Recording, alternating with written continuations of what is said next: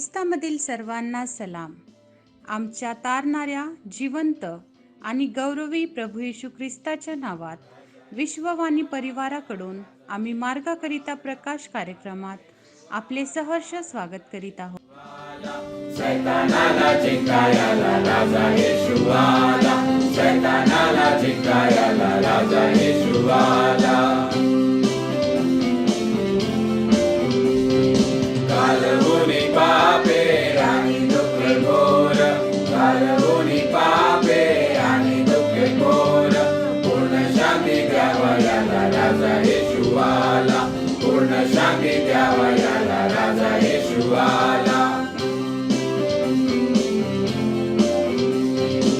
आनंदी आनंद झालो पाप मुक्त, आनंदी आनंद झालो पाप मुक्त, मला शुद्ध करायला राजा येशू आला. मला शुद्ध करायला राजा येशू आला. वधस्तंभावरी प्राण देता झाला, वधस्तंभावरी प्राण देता झाला, जगताचा त्राता झाला राजा येशू आला. जगताचा त्राता झाला राजा येशू आला.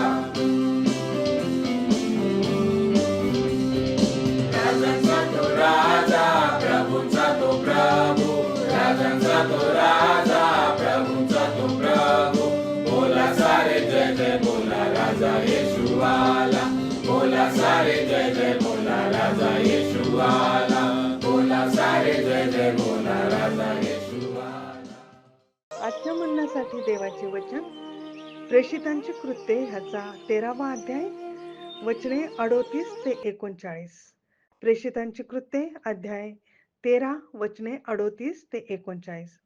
म्हणून बंधुजन हो, तुम्हाला हे ठाऊक असो की ह्याच्याद्वारे तुम्हाला पापांच्या क्षमेची घोषणा करण्यात येत आहे, आणि ज्याविषयी मोशेच्या नियमशास्त्राने तुम्ही नीतिमान ठरत नाही, त्या सर्वांविषयी ह्याच्याकडून प्रत्येक विश्वास ठेवणारा नीतिमान ठरतो.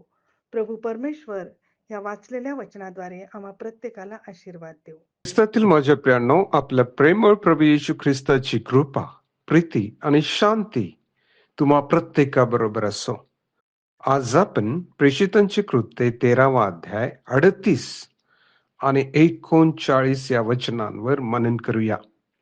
तेव्हा प्रियांनो, या 2 वचनांमध्ये 2 सत्य प्रकट केलेले आहेत, ज्यामध्ये याच्याद्वारे आणि याच्याकडून असा शब्द प्रयोग केलेला आहे. मग याच्याद्वारे, याच्याकडून म्हणजे कोण? प्रभू येशू ख्रिस्ताद्वारे काय करण्यात आलं? वास्तविक पाहता या 13व्या अध्यायाच्या 16व्या वचनापासून प्रेषित पावलाने अंतुकियातील सभास्थानामध्ये त्या इस्रायल लोकांच्या पुढे अधिकाऱ्यांनी सांगितल्याप्रमाणे उपदेश केलेला होता. आणि आपण वाचतो त्यामध्ये की हा तारणाचा उपदेश होता, आणि त्या उपदेशामध्ये प्रेषित पावलाने प्रभू येशू ख्रिस्ताच्या मृत्यूबद्दल आणि पुनरुत्थानाबद्दल सुवार्ता सांगितलेली. आता हाच प्रभू येशू ख्रिस्त युगानुयुग जिवंत आहे. 38 वचन आणि 39 वचन यामध्ये हे जे सत्य त्याने सांगितलेलं आहे ते काय आहे? पहिलं सत्य म्हणजे प्रभू येशू ख्रिस्ताच्या द्वारे पापांच्या क्षमेची घोषणा करण्यात आली. दुसरं सत्य म्हणजे येशू ख्रिस्ताकडून प्रत्येक विश्वास ठेवणारा नीतिमान ठरतो. का? कारण प्रभू येशू ख्रिस्ताने वधस्तंभावरील क्रूर मरण पत्करले आणि देवाने प्रभू येशू ख्रिस्ताला मरणातून पुन्हा उठवले. म्हणून आता पापांची क्षमा आणि नीतिमत्व आमच्यासाठी उपलब्ध झालेला आहे. प्रेषित पौल सांगतो की पाप क्षमा नियमशास्त्राद्वारे नाही, परंतु ख्रिस्ताद्वारे पापांच्या क्षमेची घोषणा करण्यात आलेली आहे. प्रियांनो, पापांची क्षमा हे दान आहे.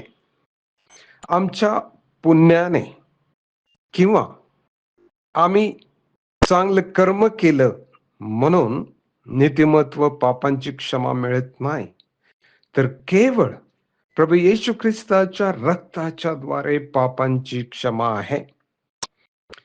आमचे दोष घालविले जातात, आम्हाला शुद्धता प्राप्त होते. याविषयी रोमकरास पत्र 3 अध्याय 24-25 आणि एफेसकरास पत्र 1 अध्याय 7व्या वचनांमध्ये आपल्याला वाचण्यास मिळतं. प्रियांनो, प्रेषित पाऊलाने वचन 39 मध्ये स्पष्ट केलेलं की प्रत्येक विश्वास ठेवणारा नीतिमान ठरतो, पण कोणावर? तर प्रभू येशू ख्रिस्तावर विश्वास जो ठेवतो तो. पण का? प्रभू येशू ख्रिस्तावर का विश्वास ठेवावा? का? त्याचं कारण आहे, कारण तो आमच्या पापासाठीच मरण पावला आणि 3ऱ्या दिवशी जिवंत झाला. हे सत्य बायबलमध्ये दिलेलं आहे. तारणासाठी विश्वासाची अट आहे आणि प्रभू येशू ख्रिस्ताची कृपा त्यासाठी उपलब्ध आहे. रोम 3:24 मध्ये सांगितलेलं आहे की देवाच्या कृपेने ख्रिस्त येशूने खंडणी भरून प्राप्त केलेल्या मुक्तीच्या द्वारे ते विनामूल्य नीतिमान ठरतात. तेव्हा प्रियांनो, हे अद्भुत सत्य आहे.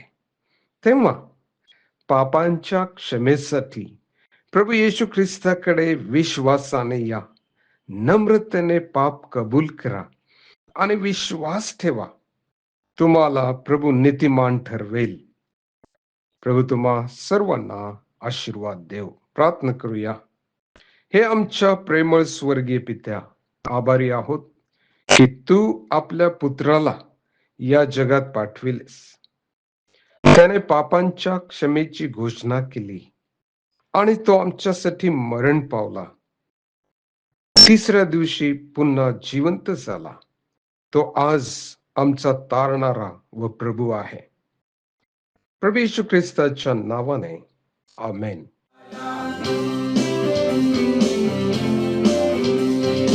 आनंदी आनंद झालो पाप मुक्त, आनंदी आनंद झालो पाप मुक्त. मला शुद्ध करायला राजा येशू आला, मला शुद्ध करायला राजा येशू आला. वधस्तंभावरी प्राण देता झाला, वधस्तंभावरी प्राण देता झाला. जगताचा त्राता झाला राजा येशू आला, जगताचा त्राता झाला राजा येशू आला.